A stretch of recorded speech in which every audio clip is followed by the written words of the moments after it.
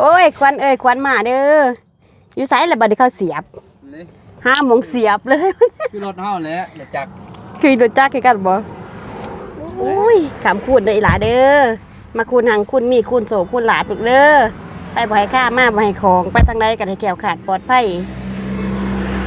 ไม่พ่อไผเหรอทางหลังวันนี้ไม่สบายดีเด้อไปสิพาสิ่งมานั่งทั้งปีก็ได้จะได้สตาร์ทอยู่ไสเด้คันเร่งอยู่ไสคันเร่งอยู่นี่โอเคป่ะโอเคไปรถเด้อบัดนี้โหจะคันเร่งกันได้บัดนี้เบรกอยู่ไสเบรกบัดนี้ข้างรูมนี่แม่นหมดบ่นี่เบรกเนาะแม่นบ่คันเร่งบัดนี้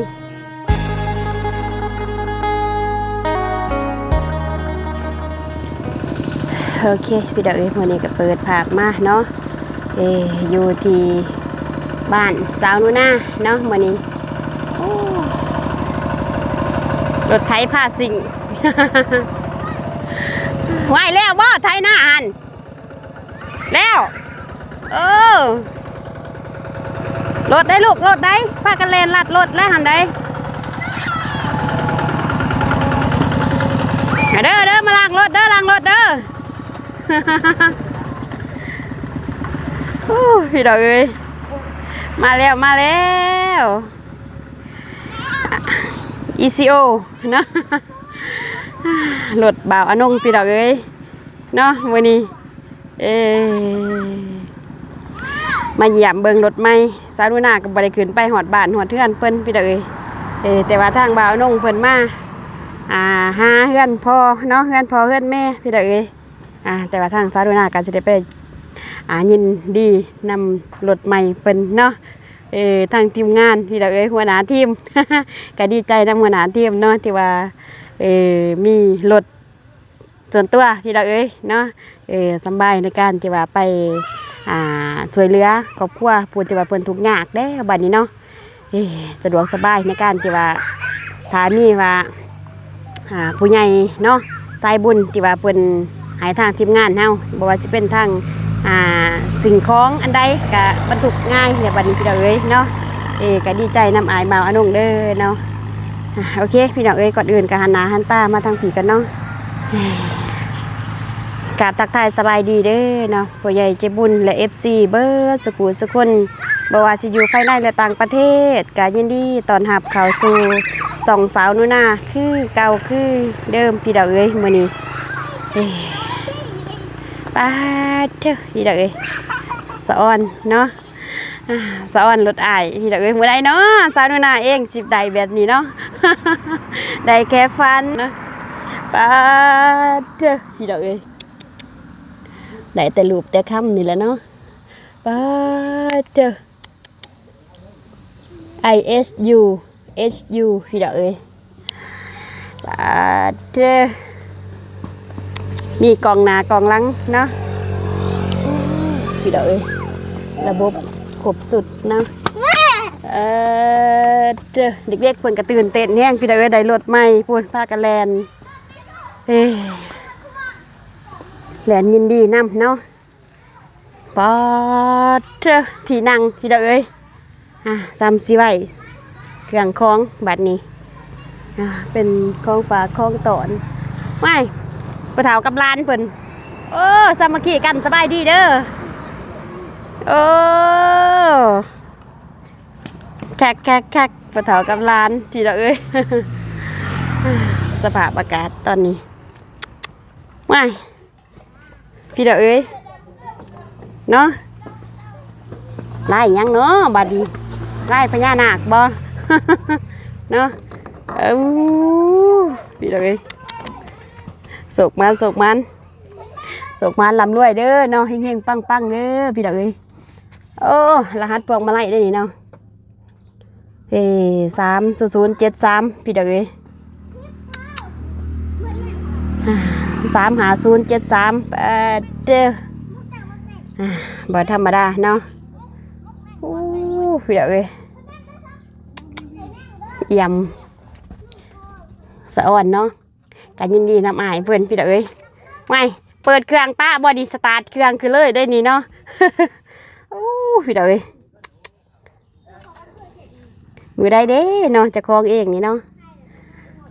ที่นั่งข้างในนั่งได้หลายคนเติบอยู่เนาะที่นั่ง3พี่เด้อเด้อสภาพในรถในยนต์ โอ้ได้แต่รูปได้แต่คำพี่เด้อ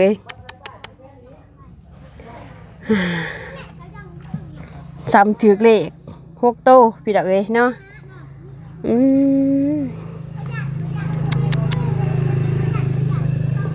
ปุ่มเจ้พี่เด้อเบื้องดีดิโอ้ครบสเต็ปเลยเด้อพี่เด้อ สุดยอดสุดยอดปรับบัก10เลยมาเด้อมาเด้อขึ้นรถเด้อสิพาไปเที่ยวนี่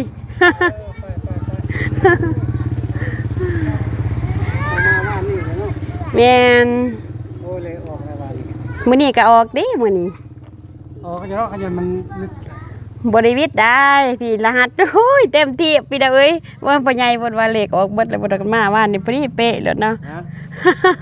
พ่อใหญ่เพิ่นว่าไงเลขรหัสได้บ่นะสบายดีเด้อเด้อเอ้ย ได้ครับแล้วบ่ บ่เป็นครับนะได้ระบบครับนี่ เป็นยังขึ้นไปแล้ว ได้บ่เฮ็ดคือแต่เฮ็ดคืออันนี้เชี่ยเฮ็ดแบบอีหยังเกิดมาบดเกิดไว้ข้างลุ่มแล้วก็ขึ้นเทิงจักเนาะโอ้ยควันเอ้ยควันมาเด้ออยู่ไสแล้วบัดนี้เขาเสียบ เลย 5 โมงเสียบเลย คือรถเฮาแหละรถจักร คือรถจักรคือกันบ่โอ้ยหัวใจเต้นนะพี่ดอกเอ้ยขย้อนสิมีเป็นของตัวเองเนาะ คือเลย คือบ่ เด้อมันมานเด้อเนาะกันมานจังซี่คักก็ได้จับเดี๋ยวมันเป็นช่างตี้กันทำบ่นี้เนาะ บ่ได้เป็นหยังดอก บ่ เขาบ่ได้เสลกใส่หยัง บ่มีกองหน้ากองหลังพี่อะพี่ดอกเอ้ย มีครบครึ่งหน้าข้างหลัง สะอ่อนเนาะตื่นเต้นบ่จะพาไปเอง โอ้ย ครั้งแรก มื้อแรกก็เป็นว่าอย่างหนึงก็ตื่นเต้นบ่แต่ว่าเฮาเงินเฮาบ่ได้นะ โอ้ย เฮาเงินเพิ่นว่าเงินแบบผลกระทบเนาะ โอ้ย คือเฮาหาเงินเองนั่นแหละ โอ้ยโอ้ย ครั้งแรกแต่วันนี้ก็ตื่นเต้นบ่ปานใดเนี่ย โอ้ย เพราะเฮามันถ้าว่าได้เลยก็ดีได้ได้ยินอยู่ เห็นบ่ แบบเฮาได้เลย โอ้ย แบบได้เลยนะคือปุ๊บเพิ่นว่าผลกระทบแล้วมือเฮาเลยตื่นเต้นเด้ อันนี้จนเฮาท่า2 เดือนเด้ 2 เดือนจังไดมาเนาะโอ้ยขำคูณเด้ออีหลาเด้อ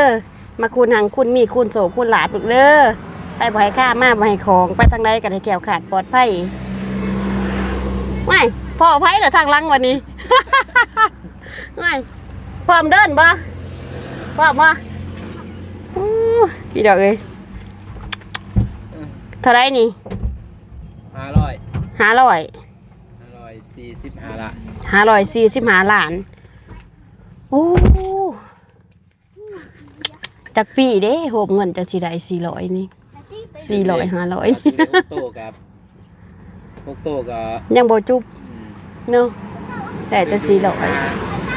รถโตแล้วก็กับ 2-3,000อยู่แล้วเนาะ โดย 2,000 ตัวได้แก่ตัวนี้บ่ ตอนนั้นแหละ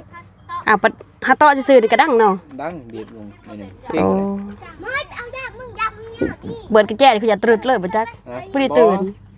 เขาก็ปลดได้เลย จะได้ขับปลด โยไป อยู่นาบ่ โยในนึงเต้ไปก่อนไป กลับใครอื่น บ่ในนึงแต่ทำไมเนี่ยเราเห็นบ้างโยมาทางนี้โยมาทางนี้ อยู่ข้างบ่ ได้แล้ว ผ่านบ่ ใส่ ดี นี่เด้ได้แล้ว ได้บ่โอ้ยสวยเนาะ กับคนก็เจ๊ได้ ซอยขอได้เด้อซอยขอได้โอ้ยตื่นเต้นเด้บ่เป็นจังซี่ บ่เป็นยังเดี๋ยวรถ โอ้มีระบบแอร์เย็นพร้อมพี่ละเอ้ย เปิดเครื่องขึ้นมากะปุ้ยบ่อยากออกเลยแต่ดีแอร์เย็นขนาดเนาะ เดี๋ยว คือบ่มีเสียง สำนันแล้วเอาระบบสตาร์ทเด้ บ่ บิดอีกบิดขึ้นเลย บิดขึ้นไปหนาจังซี่บ่ บิดบิดขึ้นก็จะบิดมือ ปาดเด้อ ครั้งแรกในชีวิตได้ดิเอ้ยบาดนี้เดิมพันบัดนี้ โอ้หัวใจเต้นแห้งแล้ววันนี้เสียงรถ อู้พี่ดอกเอ้ยคือเนาะถักอยู่ได้ดิมือได้เนาะ ปาดเด้อหล่อพี่ดอกเอ้ยอันนี้แม่ยังอันนี้นี่บัดนี้ น้ำเด้ปัดน้ำพล โอ้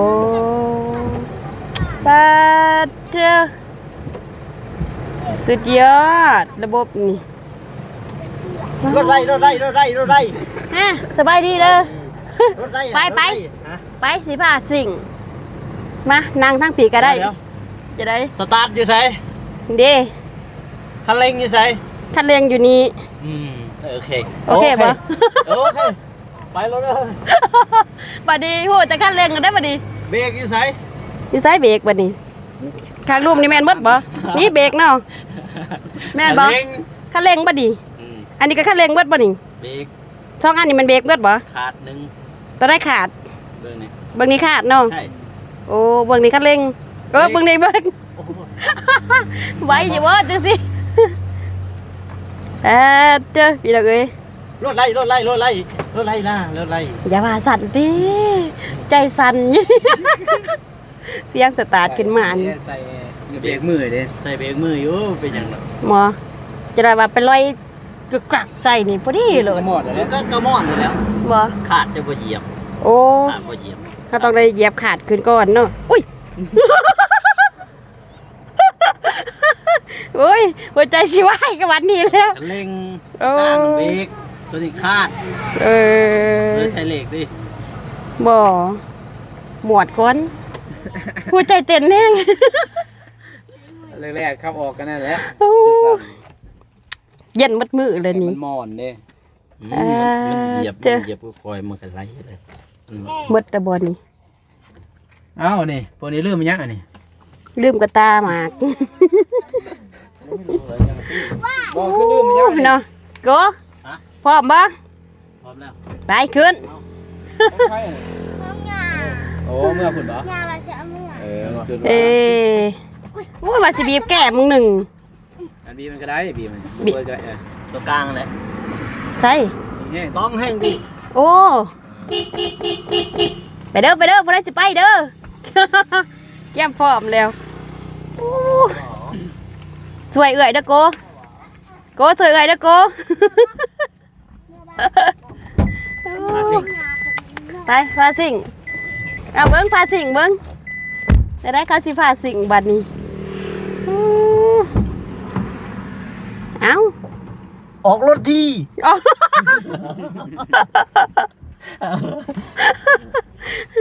ไหวบ่ไหวบ่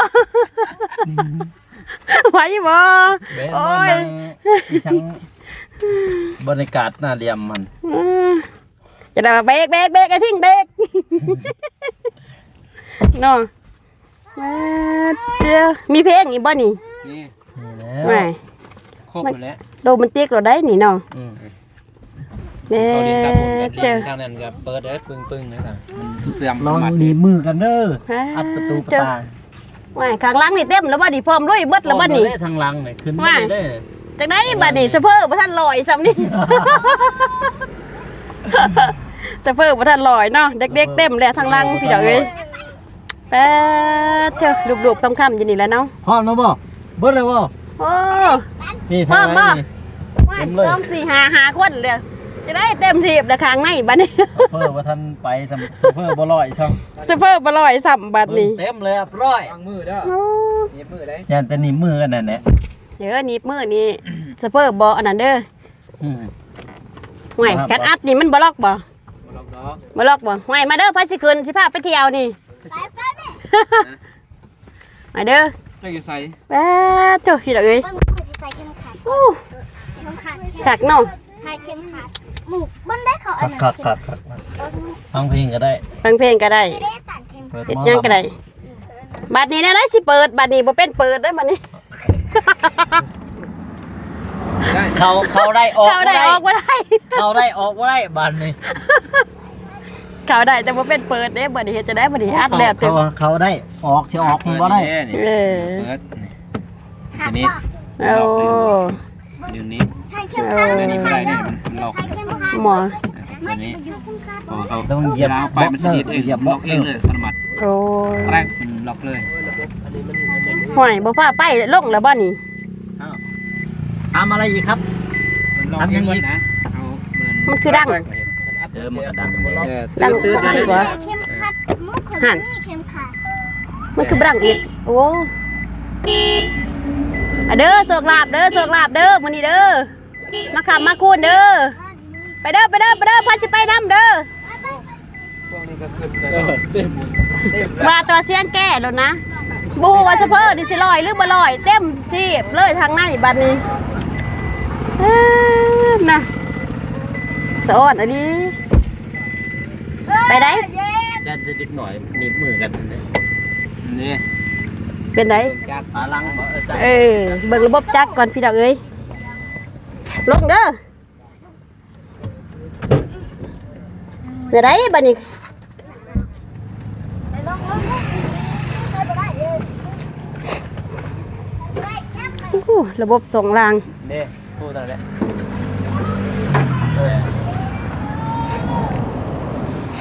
รายตรวจสอบได้ดิเนาะนี่เด้ระบบ เอาตอนนั้นมอไฟ หมอไพ่บ่ให้สตาร์ทพร้อมอีกบ่ สตาร์ทลูก สตาร์ทบ่ได้ใส่เลขว่ะ บ่ฮู้แล้ว สตาร์ทแล้ว เพียงกระดาษจับสตาร์ทขึ้นมาแล้วก็เย็นมาโตเลย เบิ่งมันใหม่นะพี่น้อง เอ้ สูบเบิ่งจักมัน ระบบเนาะเต็มที่เบิ่งสายหวย ดีแล้วเลยจัก งานพาเลย แนมหาเลขวะ อยู่ไสเลขอยู่ไสให้โศกหนับโอ้หันบ่ จักบ่ อีหยังน่ะ8982 472เอาสำนันแหละเลข6โต246 ออกแล้วจะไปดำน้ำ 246 เลขพูดบ่อยาก โอ้เบิดบ่อยากเบิ่นไฟทงโดดเลย เอาปุ่มบิ๊กมาจด ยศตัววันนี้ก็โว้ย เด้ระบบจักมักออก อืม ระบบ แต่ว่าอยู่ในนี่ ที่ว่ารถมันรถบ่ได้ใหญ่พ่วงนี่คักเก่าอันนั้นแนบระบบ ตัวนี้ใหญ่พ่วง นี่ใหญ่พ่วงเรียบร้อยเลย นี่ได้ตะกี้อยู่นี่ โอ้ รถใหญ่พ่วงนี่คือ นี่ถือว่าพวงมาลัยสาย พวงมาลัยเด้ พ ต ว อน งมาลัยครัว พวงมาลัยเป็นเบิ่งซ่าเบิ่งครัวเด้รถไทย เบิ่งอยู่ในเบรก รถ มือ ไทยเด้ตอน เบิ่งเบรกมือครับเลย เขาก็ใหญ่แต่หันมันอยู่นี่พวงมาลัยถ้าว่าสายเดิมนี่นิ่มกว่านี้จ้ะ ใส่เดิมอยู่บ่ ระบบเข้าเทียบซ้ายขวาซ้ายไฟนี่ฮะ ปากงาม แต่ว่าเฮาเบิ่งกวดเบิ่งบนระบบสายผ่านมันเลยอย่ามันเลอะ มันนั่นเด้ เด้อแล้วมันจะดึงขาดหรืออะไรคือพวก สายเดิม โอ้ นี่เด้นี่สายฟ้าสายผ่านอย่างนี้ อัน นะ นี้ที่ว่าหมอน้ำยาบ่ สาย นี่หมอน้ำยาเนาะ น้ำ น้ำบ่คือสีเขียว เขียวเลยนะ โอ้ power เป็น power เจ้ที่เด้อเอ้ย น้ำอัดแวนต่ออัดแวนน้ำพ่น ที่ว่าอยู่หมองเดียวนี่เลยเนาะ จะน้ำมันปั๊มเบรก คักที่เด้อเอ้ย 1.9 ระบบจักร จักหน่อยบ่อืม มันจักใหญ่เลยธรรมดา จากใหญ่รุ่นสูง ว่าได้คันนี้มาแล้วก็ม่วนเลยเด้บัดนี้ทีมงานเฮาเนาะไปเป็นทีมเลยบัดนี้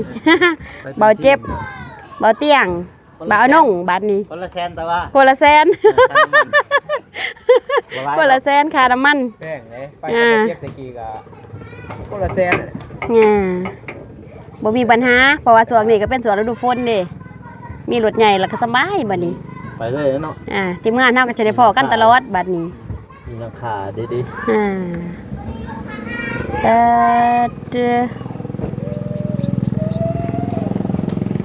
บ่คิดบ่ฟันได้นี่ว่าทางทีมงานเฮาสิได้แบบนี้นี่ มาจอดเนาะ แม่นสิได้มาจอดแบบนี้นี่บ่คิดเลยคิดว่าห่วยกำลังตื่นแต่ความฝันบ่นี่หรือว่าตัวจริงบ่อยู่ได้ยินทางบ่าวน้องว่าเมื่อเซ่เพิ่นว่าห่วยมื้อเฮ็ดหยังเด้รุ่นๆอยู่ได้นี่เมื่อเซ่นี่เพราะว่าเห็นได้ไปกับบ่าวเตียงทอง ไปบ่มีเงินดอกกัน ไปเบิ่งซื้อไปซื้อใหม่เด้ใหม่ประตูห้องน้ำตรงนี้ เอาเลยได้บัดนี้เขาสิเอาลงบัดนี้เงื่อนขึ้นอันใดโอ้นั่นได้บัดนี้เอาลงอีกสิเนาะเด้อจังเลยบ่เด้อพี่ดอกเอ้ยมาขับมาคูดได้หลายเด้อมื้อใดเนาะ ได้เทรูปได้แค่มองพี่ดอกเอ้ย ต่ออีก ได้แค่มองแห่งๆมันได้อลูกเด้อมาขับมาคูดเด้อคูดทางคูดมีเด้อขับคูดจะคล้องเด้อนั่งขับนั่งคูดเท้าโศกเท้าลาบมาโฮมกันอยู่นี่เด้อเด้อได้แต่รูปได้แต่ค่ำเลยเนาะ พี่ดอกเอ้ย400-500พุ่น ที่แบบบ่มักนะ โดย นี่แบบเอาไปไปมาอีต้นเลย กันว่าสิไปเทือนไปยังกับ่อยาก โดย ต้นน่ะหักไปได้บัดนี้เกิดสังคมก็เรียกเลยบัดนี้ แม่เป็นสมาชิกในครอบครัวเฮาเลยเด้บัดนี้ บ่อยากยังหรอก พี่ดอกเอ้ย อยากจะเสียควัน ใหม่สุดเลย ผู้ดีคอยชิ้นลงผู้ดีถึกคนยังเดิม โอ้เต็มที่ข้างนั้น เต็ม พร้อมลุยบ่บ่จะอย่าเคียนไล่พญานาคไล่เด้อแท่นั้นเด้อเห็นเต็มที่เบิดอะฮะ ดีแล้วมันเปื้อนนี่ มีรถฝนตก เอ้ย ไปบ้านอันนี้ครับไปรถบ่เตียงเขียนซื้อเลย ใส่เต็มบังเลยเนาะนี่กะพอดีแล้วนี่เบาอนงเลยดูแลใส่ ทีมงานใส่บุญเนาะสติกเกอร์ใส่เลยแล้วนี่ เป็นยังเนาะเขียน เดี๋ยวยินดีนำเด้อ โดย เฮงๆปังๆเด้อ โดย วันนี้รถอนาคตต่อไปคือบ้านวันนี้ เกี่ยมพร้อมบ้านกันเนาะกะโอเคพี่ดาวเอ้ยมื้อนี้ก็มาความยินดีนำทางอ้ายบ่าวอนงเนาะที่ว่าสารุณาเองก็บ่ได้ไปฮอดเฮือนฮอดซ่านพี่ดาวเอ้ยแต่ว่าทางอ้ายบ่าวอนงเพิ่นก็มาเฮือนพอเนาะก็เลยว่ามาความยินดีโดย เฮาก็บ่มีหยังนะเพิ่น โดย กรุณาไปก็คือเก่าแล้วมันใกล้อยู่ โดย ไปคนเดียวเนาะ มันมาหักไอ้นี่ โดย มาให้มันไปวัดเลย โดยมีแต่ว่าผู้และถ้าได้ไปเที่ยวทางไกลเนาะจังสิได้มีโอกาสไปนำกันต่ออีกพี่ดอกเอ้ยก็โอเคก็สิได้จบคลิปเลยเด้อเนาะก่อนอื่นก็สาธุนากราบขอบคุญขอบคุณทางผู้ใหญ่ใจบุญและ FC เบอร์สกูสกุลเนาะที่เขามาให้กำลังใจทางสาธุนาและก็ทีมงานใจบุญลาวใต้เนาะสาธุนาก็ขออวยใส่ให้พรให้เบอร์สกูสกุลเนาะจังมีแต่ความสุขกายสบายใจเด้อเนาะการเงินการงานก็ขอให้เฮงๆปังๆเนาะโอเคสำหรับคลิปนี้สาธุนาขอกล่าวคำว่าสบายดีบ๊ายบาย